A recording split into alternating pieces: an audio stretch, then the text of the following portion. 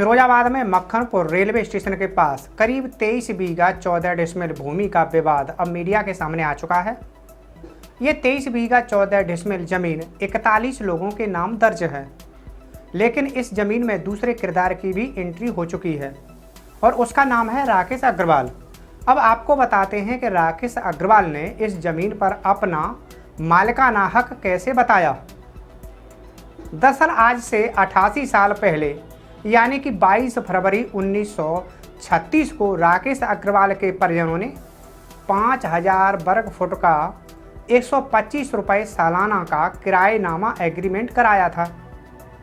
उसके बाद इस ज़मीन पर कई साल तक कांच कारखाना चलता रहा, लेकिन धीरे धीरे ये कांच कारखाना बंद हो गया और आज ये पूरी तरह खंडर हो चुका है। मामला ये है कि मेरी पुश्तैनी जमीन है गांव मक्खनपुर और मैं वहीं का मूल निवासी हूँ। वर्तमान में 40 साल से आगरा रह रहा हूँ, लेकिन गांव से मेरा आना जाना डेली का है, मतलब महीने में 1-2 चक्कर लगते हैं, टच हमेशा रहा है। परिवार कुछ बाहर रहता है, कुछ लोग गांव में रहते हैं। इस जमीन का ये पूरा एक बाग था पहले, बाकी समझा जमींदारी के टाइम पे 100 बीघा का। उसमें से मक्खनपुर रेलवे स्टेशन बन गया, मक्खनपुर रेलवे लाइन निकल गई और माल गोदाम बना। उसमें से ये करीब जो है जमीन जो बची हुई है उसमें से 1936 में हमारे बड़ों ने हमारे एक रिश्तेदार थे राम स्वरूप, उनके भाई, तो वो आए थे कि हमें कारखाना चलाना है, तो आप जो है थोड़ी जमीन कहीं हमें मुहैया कराए दो। तो उनने इस जमीन में से 100/50 का एक पट्टा किया था 1936 में उनके नाम में। वो पट्टा दवामी था, ट्रांसफर नहीं था। वो पट्टेदार उस पट्टे को किसी को ट्रांसफर नहीं कर सकते थे। इसके बाद अब उनकी प्रॉब्लम थी है, कुछ इकोनॉमिक प्रॉब्लम आई होगी, तो उस प्रॉब्लम की वजह से उन्होंने जो है अपने किसी बिजनेसमैन, जो हम लोग तो बिजनेस से अलग हैं, बिल्कुल खेती किसानी वाले रहे हैं, तो उन्होंने अपने किसी बिजनेसमैन को उसमें हिस्सेदार बनाया होगा, यानी उसी समय 2-3 साल में ही। तो उन्होंने अपने उसमें हिस्सेदार बनाया, जो अपना कांच कारखाना चला रहे थे, गिलास विलास जो बना रहे होंगे। और उसके बाद जो है उसकी उन्होंने जब पार्टनर वो बने तो उन्होंने एक रजिस्टर्ड अपनी लिखापढ़ी करी। तो उस लिखापढ़ी में यही है पूरा कि उनके कच्चा माल, उनका पका माल, उनकी भट्टियां, उनका ऑफिस, उनके ऑफिस का फर्नीचर, उनका कोयला का परमिट और उनकी फैक्ट्री गुडविल, उसमें वो पार्टनर बने। ये लिखा पड़ी हुई। कोई उन्होंने जमीन दी न बेची, न उन्हें बेचने का अधिकार था पट्टेदार को। इसके बाद 2-3-4 लोग वो मर गए, उनका कोई वारिस भी नहीं था। एक रेल तक कट के मरे और एक वैसे ही खत्म हो, निर्वसी बिना संतान के लिए। फिर जो पार्टनर थे उन्होंने अपनी कलाकारी शुरू करी और कलाकारी करने के बाद उन्होंने अपना पार्टनर के रूप में बनाना है मनी ट्रांसफर जमीन उसका करते करते 6 महीने में बाप ने बेटे के नाम कर दिया। फिर 6 महीने बाद उसी बेटे ने बाप के नाम कर लिया। इस तरह से ने 6 बैनामे कर लिए गुमराह करने के लिए। हम लोगों को इस सब की जानकारी नहीं थी, उनको भी नहीं थी, हमारे बड़ों को भी नहीं थी, इनको भी नहीं कि ये कर क्या रहे हैं कलाकारी। इसके बाद ये जो राकेश अग्रवाल है, आखिरी में ये भी जुड़ गए उड़ने के संग में और इनने भी अपना जो पार्टनरशिप के रूप में कोई बैनामा करा दी। तेलंग वगैरह थे, कोई उनके जो बैनामा नाम आ रहे हैं, मैं लाया नहीं, राजबैना मेरे पास है, उनकी सबकी फोटो स्टेट जो है। तो ये उसको फैक्ट्री चलाने लगे, क्योंकि परिवार बाहर रहता है और 3 बाबाओं की साझे की जमीन है, तो किसी ने इंडिविजुअली उस पर ध्यान नहीं दिया जाता। मैं आपको बताऊं, ये उसका एंजॉय करते रहे। 1 से 25 रुपए सालाना की पट्टे में जो किराया था वो भी कभी किसी ने नहीं दिया। अगर ये एक रसीद दिखा दे पट्टे का हमने किराया दिया है, तब भी हम मान लेंगे कि ये स्वतः प्रॉपर्टी पर नहीं। पट्टे के किराए की भी इनके खिलाफ कार्रवाई चली, मैं आपको बता दूं, लीगल किराया लेने के लिए, पर इनने कोई किराया नहीं दिया। और जो ये कहते हैं कि विधिक कार्रवाइयां चली थी, चकबंदी में ये कर दिया था और हाई कोर्ट ने ये कर दिया, ये पुराने जन कौन से ऑर्डर लेकर के किसी भी इन्हें दिखाए हमें थाने में, और थाने से आगे इनका कोई मतलब अप्रोच नहीं है, न कहीं ये जा सकते हैं। इन्होंने कहा कि 1982 में हाई कोर्ट ने हमारे नाम कर दी दिए गए, तो हमने कहा उनसे कि हाई कोर्ट ने जब नाम आपके कर दिया था तो आप एसडीएम कोर्ट में चले जाते, ऑनरेबल हाई कोर्ट का सर्टिफिकेट कॉपी याद ही रखते। एसडीएम साहब तो जो है खाना बाद में खाते, पहले तुम्हारा ट्रांसफर करते थे, दाखिला गारे कराए देते। पर वो हमने दिखवाया तो वो सारे आदेश फर्जी है, इनके नाम में कुछ है नहीं। इसके बाद इन्होंने 2005 में अपना नाम कराने के लिए ऊपर कार्रवाई करी। राय किसी से दे दी होगी यहीं पे सुधाबाद आपके यहाँ। लक्ष्मी संगत सिंह डीएम थे उस समय, और उनकी कोर्ट में उन्होंने 229 में एक मुकदमा डाल दिया कि जमीन को मेरे नाम कर दिए है, क्योंकि मैं इस पे फैक्ट्री चला रहा हूँ और इस पे काबिज हूँ।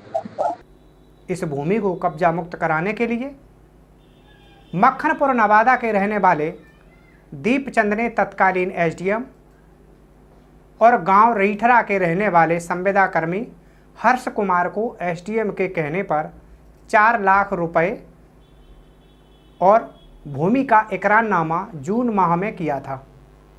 उसके बाद भी ये भूमि कब्जा मुक्त नहीं हो सकी।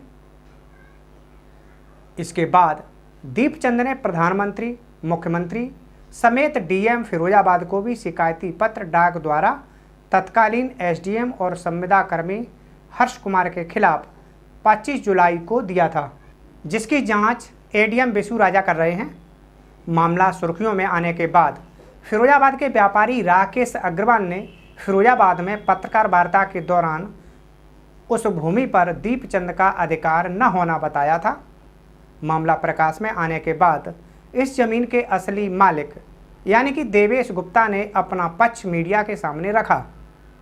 उन्होंने राकेश अग्रवाल पर आरोप लगाते हुए कहा कि उनके द्वारा पूर्व में पत्रकारों को जो जानकारी दी गई है वो गलत है।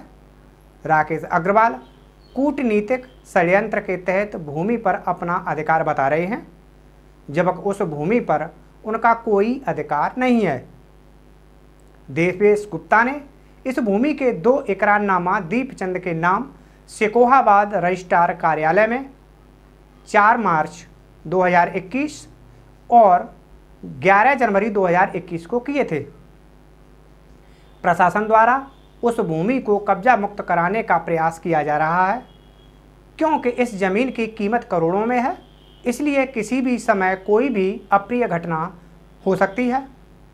आपको खतौनी में दे रहा हूँ, 229वीं का आर्डर दे रहा हूँ। 229वीं के आर्डर के खिलाफ कोई अपील वगैरह नहीं है। तो फिर उसके 5-6 साल के बाद आपने 3339 में जो कराया है संशोधन के जगह पर नामांतरण कराने का प्रयास किया था, तो एडीएम साहब ने सिर्फ ये आदेश करके दिया उस पर कि इनके नाम हटा करके 5 कारखाना दर्ज कर दिए जाए। इनको ये नहीं पूछा कि कौन सा कारखाना किस नाम से आप चला रहे हो, जो कारखाना चल ही नहीं रहा था। अब भी आप जाएंगे फैक्ट्री का अगर मौका माना करेंगे तो वहाँ 2-2 फुट ऊँची सूखी घास मिलेगी। अब शायद बरसात भारी हो गई हो, और इसके बाद आपको ये वहाँ से सब उखाड़ के ले गए। एक भट्टी की ईंट नहीं है, एक वहाँ कुछ भी नहीं है, ये सारा ले गए।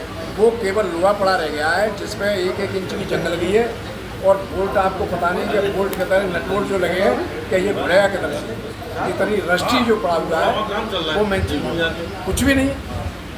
तो ये फिर यहाँ अपना हक कैसे जताते, अपना कब्जा कैसे करते हैं? फिरोजाबाद जी, इनने कोई चौकीदार 200-400 रुपये महीने का या वो कर्म तमाम के बाद से इनने अंदर से उसमें लगा रखा है ताला।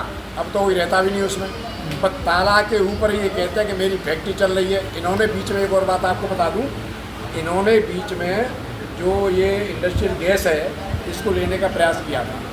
इनकी एप्लीकेशन आई, और आगरा जो है संजय प्लेस में उसका ऑफिस है, तो उस गैस की एप्लीकेशन जब आई हमें पता चला तो हमने जाके वहाँ आपत्ति दाखिल की, अपने पेपर लगाए, तो इनका जो वो एप्लीकेशन थी गैस के कनेक्शन लेने के लिए इस फैक्ट्री पे और नाम से वो खारिज हुई। उसके बाद आज तक कहीं कुछ भी नहीं है, और चौक मालिकान हक चाहिए होता है तो वहाँ भी हमने खारिज कराई थी, क्योंकि ये पता है।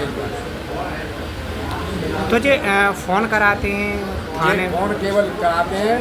आप ये बताइए, आप पत्रकार हैं तो आपकी जानकार है, प्रॉपर्टी के विवाद थाने में सुलझते हैं नहीं ना? प्रॉपर्टी विवाद सिविल कोर्ट में सुलझते हैं। ये थाने के अलावा आज तक कहीं नहीं है। इनके घर से थाना पड़ता है दूर और न्यायालय पास में। इन्हें ये पूछो या पूछे कोई आदमी कि तुम्हारी कोर्ट नीचे पड़ती है, कोर्ट में होकर थाने के लिए जाया जाता है, मतलब थाने को, तो कोर्ट में आपको क्या दिक्कत आ रही है? और पेशे से अधिवक्ता भी है कौन?